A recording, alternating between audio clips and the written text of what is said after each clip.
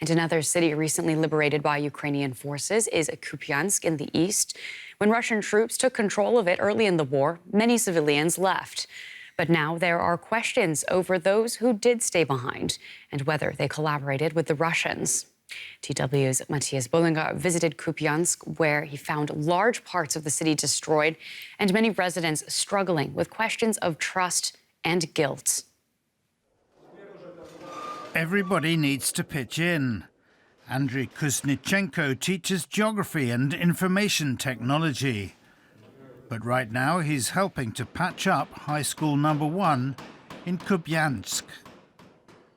Russian missiles damaged the buildings. After the occupiers left, it started to get bad. There was not a single day without shelling.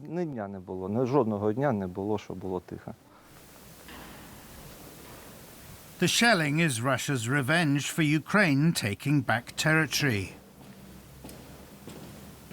Moscow's troops occupied the school and town for half the year. Schools did continue with lessons.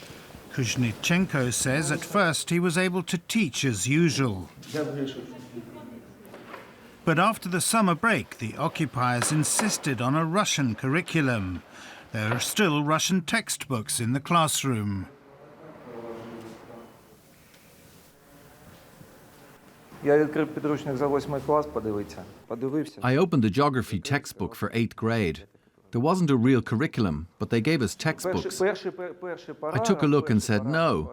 On the first page it said on the 21st of February 2022, Vladimir Putin signed a decree about the recognition of the so-called People's Republics of Donetsk and Luhansk.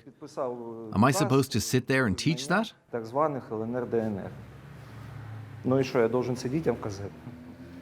The Russians occupied Kupiansk on the 3rd day of the war and controlled the town for more than 6 months.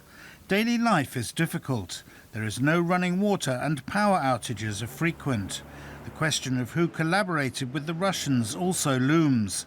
The newly installed Ukrainian town administrator is clear.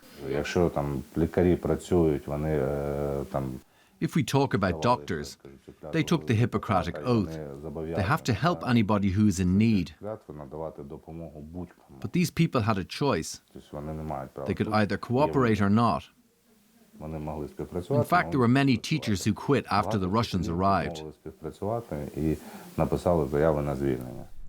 Those who took part in training by the Russians or who received payments are under the spotlight. Kuznichenko is convinced he will not be charged. He was sent here by another school and carried on getting his Ukrainian salary. But he does not judge his colleagues.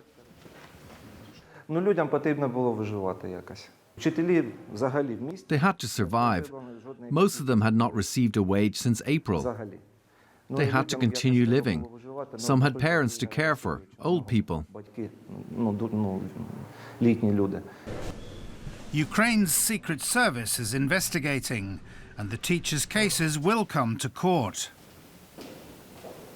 Difficult questions of guilt and morality will preoccupy people here for a long time to come.